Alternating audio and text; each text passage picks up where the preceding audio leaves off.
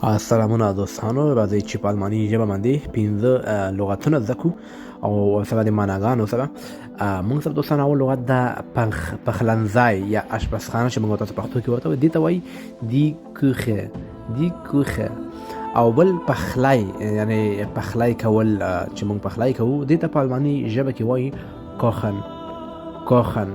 او یو بل لغت ده دوستانو پیاز ته وایي سویبل. او تیل یعنی غوړو ته وایي اول. او موږ سره بل لغت داخلي ډوډۍ ته وایي بروت. کولی شو دوستانو دغسې لغتونه زده کړئ او الماني ژبې په معنی خبرې زده کړئ. زما د اکاونټ څخه تاسو کولی شئ خپلې پوښتنې په کمنټونو کې وکړئ. تاسو ته به جواب درکوم په وخت سره انشاءالله.